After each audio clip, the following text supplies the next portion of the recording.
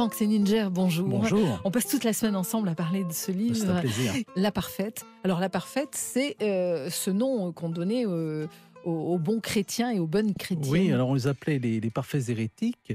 Et on a gardé le nom de parfait. C'était des personnes qui... Il y avait un sujet de dissension avec l'Église catholique et romaine, dans la mesure à cette époque-là, ils considéraient que l'Église monnayait les sacrements et que c'était plutôt une machine à faire du cash qu'une entité religieuse avec des principes et des valeurs. Donc ils s'étaient complètement démarqués de cette Église romaine, ils payaient même plus leurs impôts. Oui, c'est là où le bas blessé surtout d'ailleurs. Voilà, pour Rome, quand l'argent rentre en ligne de compte, c'est là que les choses un petit peu s'altèrent.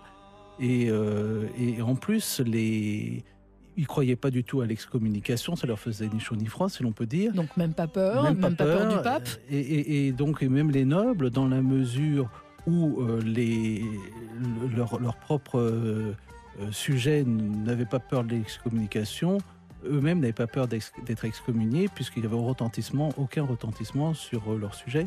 Donc, peu à peu, les nobles se démarquaient également de l'Église de Rome. Brabemunde de Béziers, escutas! Moi, Raymond Roger Trincavel, vicomte de Béziers, Carcassonne et Albi, j'ai une annonce à vous faire. Et peu à peu aussi du roi de France, qui était sacré quand même par l'Église romaine. Et donc, effectivement, il fallait intervenir. Là. Il fallait remettre de l'ordre dans tout ça pour la bonne marche de l'Église et du pouvoir. Oui, et du pouvoir, voilà, pour bien asseoir le pouvoir.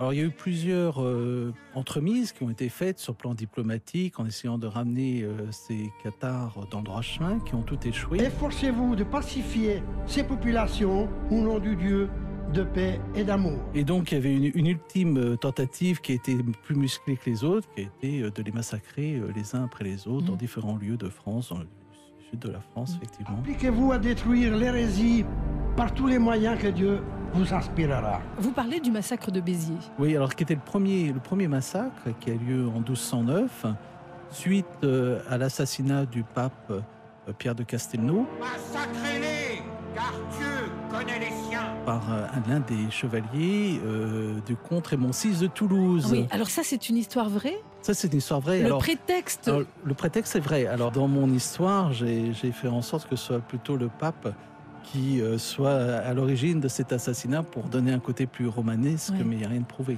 Pour être peut-être plus clair, juste avant de nous quitter, parce qu'il est l'heure, Innocent III, dans votre roman, vous dites que Innocent III a besoin d'un prétexte pour faire la croisade des Albigeois, et il va faire tuer son envoyé, il va le faire assassiner par un de ses écuyers, crime qu'il fera endosser par l'écuyer de Raymond de Toulouse. Exactement.